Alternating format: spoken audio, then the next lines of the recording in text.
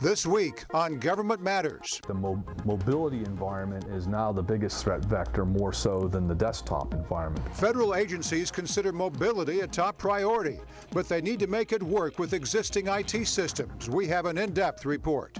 It's interesting that it's always in the second 5 years or the third 5 years that these people seem to out, not in the first 5 years. And that's true with Snowden. A top tech attorney breaks down the future of top secret security clearance. When you have only 2 or 3 administrative people in the regions entering essentially 5,000 cases in a 3-week period in each office, it becomes quite an amazing task. Defense Department workers file a wave of furlough appeals with the Merit Systems Protection Board. Government Matters starts right now. From ABC 7 and News Channel 8, this is Government Matters. Thanks for joining us. Government is the engine that runs this city. That's why Government Matters. Every Sunday, we'll bring you the week's top headlines in tech, security, and management. I'm your host, Morris Jones. Topping headlines this Sunday, SOUP. The acronym for that huge NASA contract stands for Solutions for Enterprise-Wide Procurement. The Federal Times reports NASA wants companies to provide the agencies with desktops, laptops, servers, and other IT equipment. They're asking for the proposals before October 14th. SOUP will run for the next 5 years with a 5-year extension option. It could be worth as much as $20 billion. A new chapter in the fight over a $600 million CIA cloud computing contract. FCW reports Amazon Web Services' lawsuit against the federal government was unsealed this week. In it, AWS calls IBM's protest, quote, untimely and meritless. The lawsuit also targets the Government Accountability Office because in June, the GAO upheld parts of IBM's bid protest. So what's the next step? Oral arguments between the two cloud competitors are set to begin October 7th. In these times of federal austerity, mobility might be more important than ever. Telework saves the government billions on real estate and, according to some studies, increases productivity. That said, federal employees have a bone to pick with their IT infrastructure. Hatsovela explains. A new study says federal workers could be more productive, but limited access and an outdated infrastructure is getting in the way. The study released this week by Meritalk finds 81% of federal workers are connecting remotely at least once a week. About 54% do it every day. Those surveyed say a seamless mobile experience could result in 7 hours of additional productivity a week. Rear Admiral Bob Day, Chief Information Officer for the Coast Guard, says he knows the need is there, but security is one of several issues that makes mobility a challenge for any government agency.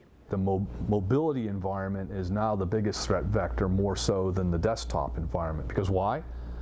There's more mobile devices connected to the internet each and every day than there are desktops now. The study finds 88% of those surveyed use laptops. More than 50 use smartphones, and close to 20% use tablets. Day says federal agencies have to ask themselves how the technology is going to be used and how to integrate it with existing legacy IT systems. Then there's the issue of funding, or lack thereof. If you want to fund a new start, it's really going to have a return on investment. It really requires that organizations develop a total enterprise mobility strategy.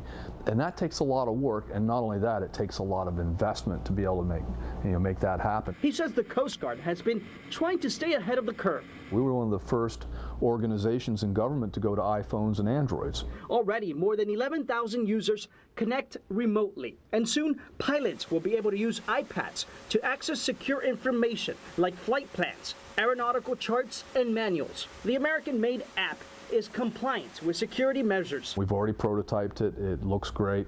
The pilots love it, and it reduces about 300 pounds of weight on the aircraft, which means fuel. Day is also equipping 3,500 workers with secured laptops instead of desktops. This allows for reduced costs, he says, and added flexibility. The survey echoes this idea. It finds that 7 out of 10 federal workers agreed that remote access has changed their work style, and that because of it, they're working more efficiently and collaborating with colleagues more frequently. In Washington, Hatsovela for Government Matters. On Tuesday, a divided federal appeals court ruled that government employees involved in sensitive but non-critical national security work are not entitled to a key protection available to other government workers. The U.S. Court of Appeals in Washington voted 7-3. It finds the Merit Systems Protection Board can't review the dismissal or demotion of those workers. Well, it is the final word in the process unless there's an appeal to the Supreme Court. And what it essentially does is it precludes the board from reviewing the underlying merits when an employee is denied eligibility to hold a non-critical sensitive position.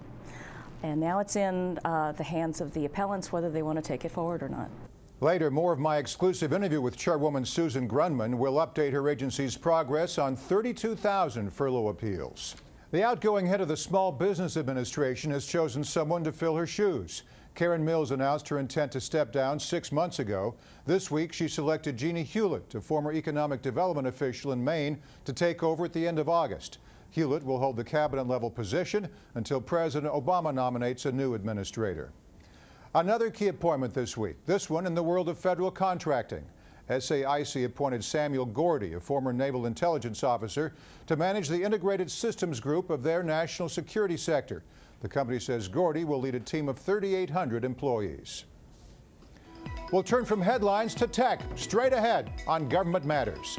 The GSA's massive OASIS contract is under protest and under fire. Is it too complex or simply misunderstood? Director Jim Galoni breaks it down for Government Matters next.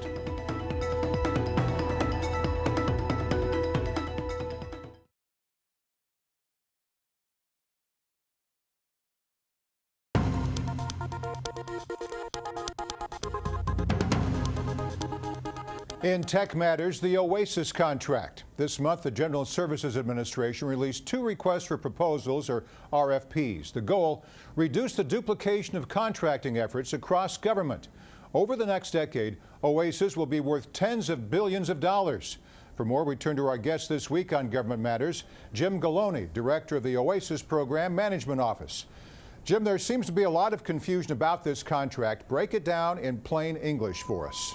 Sure, Morris. The General Services Administration's mission is to provide superior goods and services to federal agencies to enable them to accomplish their missions more efficiently and to save the taxpayers money. Within that broad statement, the OASIS contracts are designed to enable agencies to acquire complex, integrated professional services. By professional services, I'm referring to things like engineering, scientific support, logistics, management consulting, program management, or financial support. By using the OASIS contracts, federal agencies can acquire these services much more efficiently so they can focus their strained acquisition resources on mission-specific work for the agency.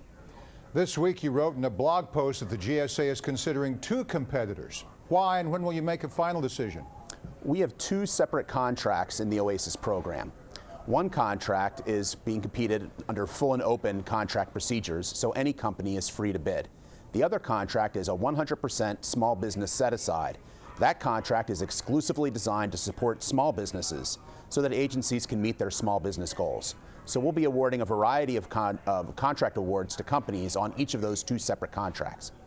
Why should agencies buy off this contract vehicle? I love the name OASIS, though. It goes back to the 80s. Great name, but why should we buy off this vehicle? Well, thank you for the support on the name. It is an acronym. It stands for One Acquisition Solution for Integrated Solutions. The reason agencies should use OASIS is that, again, they have limited acquisition resources. There's a lot of things that the government is purchasing. There are a lot of mission-specific requirements that agencies need to fill through the federal acquisition process. By using a contract like OASIS or OASIS Small Business, GSA has already done a lot of the legwork in establishing the contract, in reviewing the qualifications of the contract holders, in verifying various systems, security issues, etc., so that the agency can simply place task orders using our contract and save themselves a lot of time. That time translates to money, it translates to resources, and that ultimately saves the taxpayers money. Jim, today 2 firms have filed objections to your RFP. U.S. Falcon Inc. filed one with the Government Accountability Office. AAI and Company filed an agency-level protest, which was upheld this week. Aren't protests this early on in the process unusual? They're a little unusual, but OASIS is a new kind of vehicle. There are a lot of innovative features to it, so we're not surprised. that companies would use the protest process to express their concerns. That's why we have a protest process.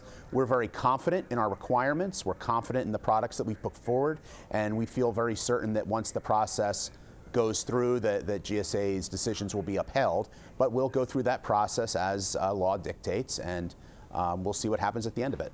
And what do you think the GSA will do? How do you think they'll respond? We're going to defend our decisions. We have requirements that we have validated through extensive outreach with customers and with industry. We've spent 2 years conducting a very transparent and open process to develop these requests for proposal.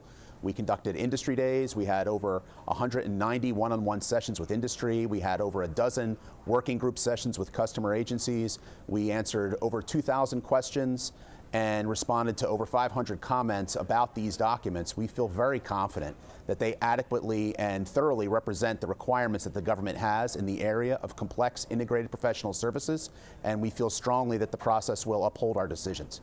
You're going through a lot of prep work. Still, your agency has taken some heat for making this contract too complex. Is that a fair assessment?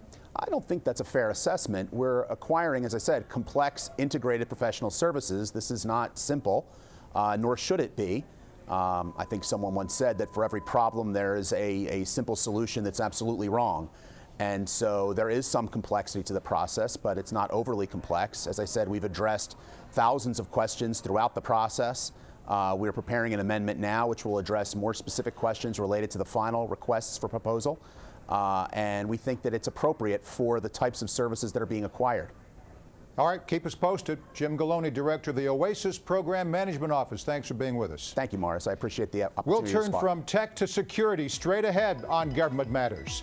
In the wake of Bradley Manning and Edward Snowden, how will national security agencies react? The possible future of top secret clearance, next.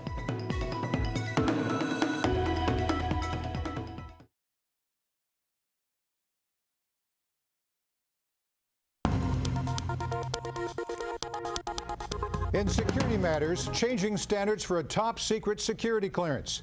This week, a judge sentenced Army Private Bradley Manning to 35 years in prison for leaking troves of information to WikiLeaks. Also, every week, new information is mined and published from files leaked by former NSA contractor Edward Snowden. Now, Washington is ready to make a change. Joining me right now to explain on Government Matters is Stephen Ryan. He leads the Government Strategies Practice Group at the law firm of McDermott, Will and Emery.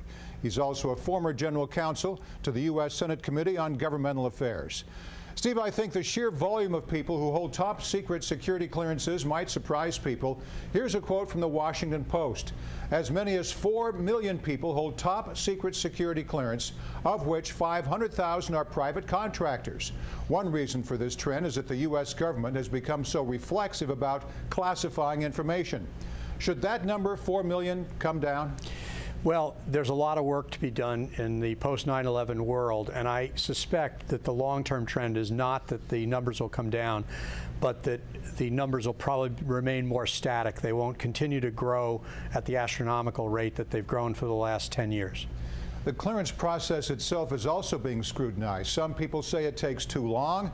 Others say it should be as long as necessary to get the job done right. In your view, what do the NSA and other agencies need to change about it? Well, what they do now is prescripted. CIA, NSA, the NRO, and the Defense Department and the Energy Department, all of the big departments with national security responsibilities, treat their people the same way. That is, they conduct the same types of investigations. You have to go out and make sure that they've got the college diploma that they represent and that they actually live the places they claim.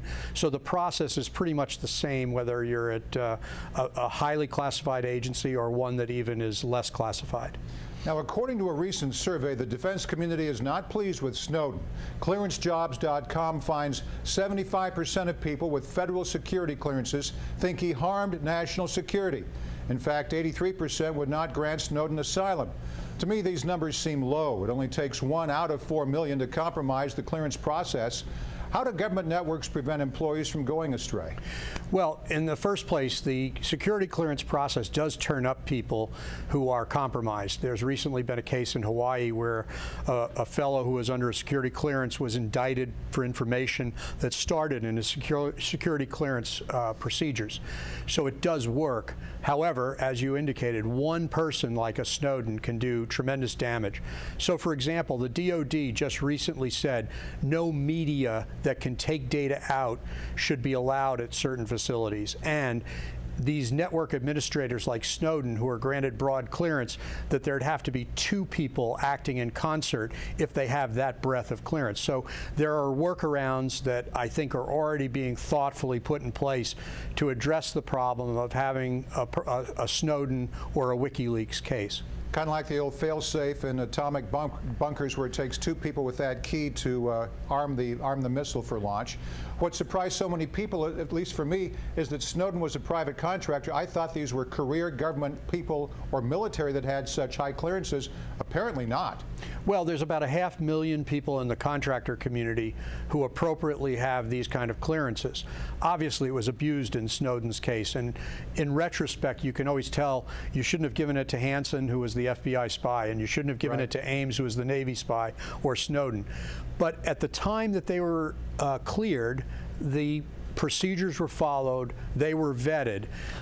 It's interesting that it's always in the second 5 years or the third 5 years that these people seem to out, not in the first 5 years. And that's true with Snowden. It was after he had been a CIA cleared person and had been renewed that he actually started his bad behavior. That is interesting stuff, too. Stephen Ryan, attorney with McDermott, Will & Emery, thanks for being with us on Government Matters. Thank you, Morris. And we'll turn from security to management straight ahead on Government Matters. The Merit Systems Protection Board has only 55 administrative judges. This summer, they've been sifting through about 32,000 furlough appeals. My exclusive interview with Chairwoman Susan Grundmann next.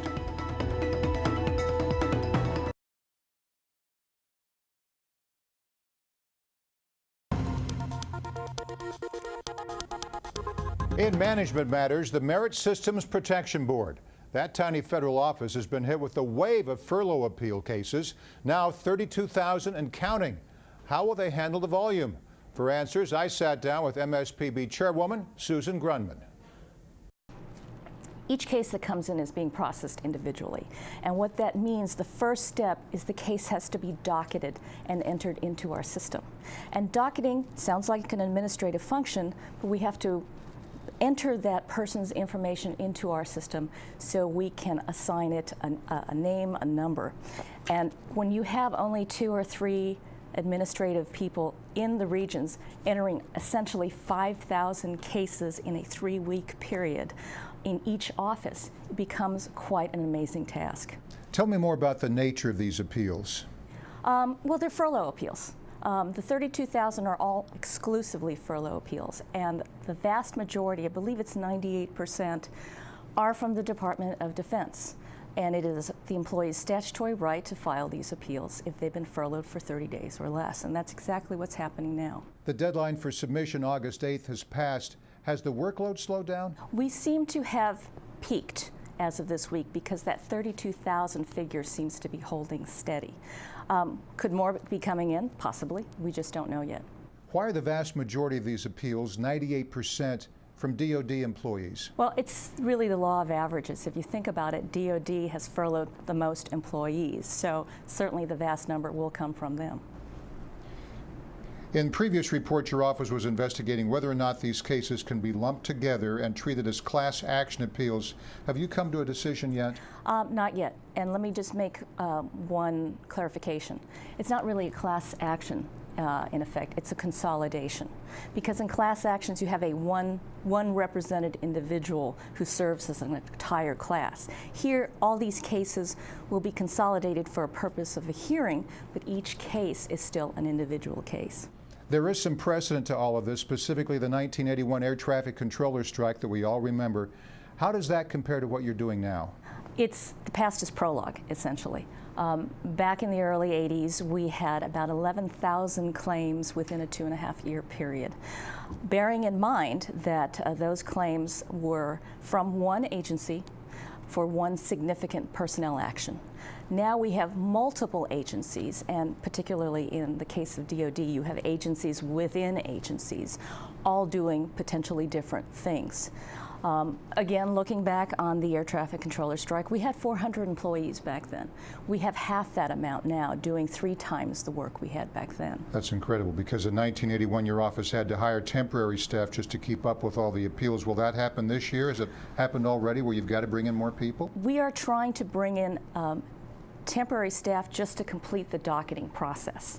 And those people will be coming on very shortly. They will expedite the docketing process, so we should be finished by the early part of September. Has your office been subject to furloughs? We are subject to sequestration, but fortunately through scrimping and saving, we were able to avoid furloughing our own this time. Susan Grunman. We'll turn from management to final matters straight ahead.